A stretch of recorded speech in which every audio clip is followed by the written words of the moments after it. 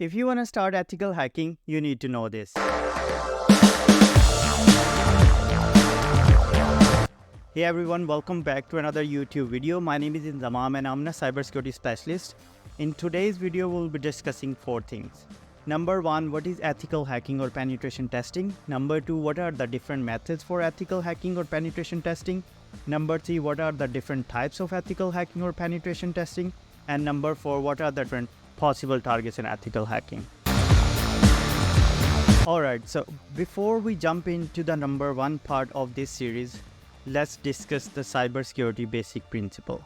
Cybersecurity relies on one principle, and that is CIA.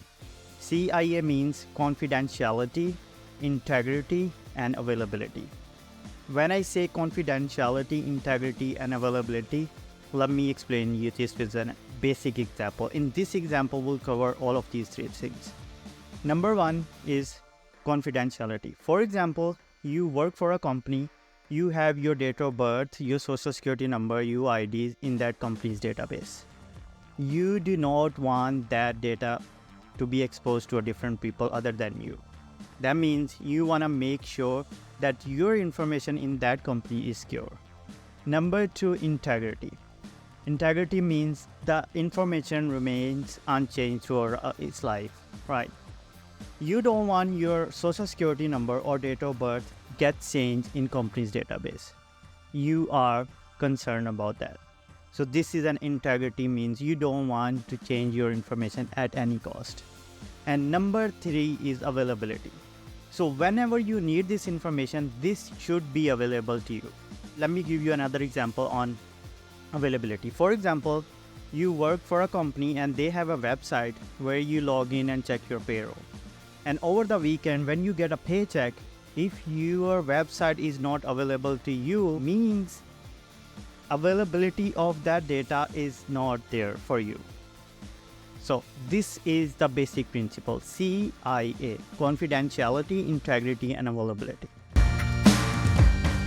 Alright, so what is ethical hacking? So ethical hacking is an authorized and known activity that is being performed to attack on IT's infrastructure of any company to assess the vulnerabilities or flaws in the security of that company's infrastructure. For example, if there is an attack on the company, that could cause a potential risk to CIA of that company. Means confidentiality, integrity, and availability of the company's data. Now, what is the difference between ethical hacker and a hacker? So ethical hacker is a known and authorized to perform this activity, but the hackers or the bad actors, they are not authorized to do the same thing. But both of them, they are doing the same thing, but the pre-documentation, I would say, there is no official involvement in between these two. Okay, now let's talk about second part of this video. What are the different methods for ethical hacking? So there are 2 methods for ethical hacking. Number 1, external, and number 2, internal. In external ethical hacking method, the hacker is sitting outside of our network perimeter. Means that hacker or ethical hacker is not connected to my internet or my network of that company. And in internal ethical hacking, the hacker has somehow a connection to my environment. Means he's connected physically sitting inside my company or connected through VPN. These are the 2 methods for ethical hacking. Okay, now let's talk about the third part of this video. What are the different types of ethical hacking? So there are 3 types of ethical hacking: black box ethical hacking, gray box ethical hacking, and white box ethical hacking.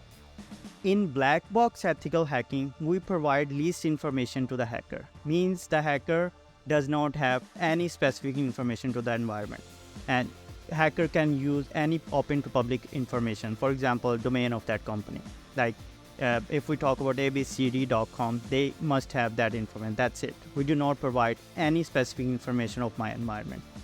In gray box ethical hacking, we provide some sort of information of our environment. For example, sometimes we can provide subnet information, some sort of configuration information, or URL information. That's it.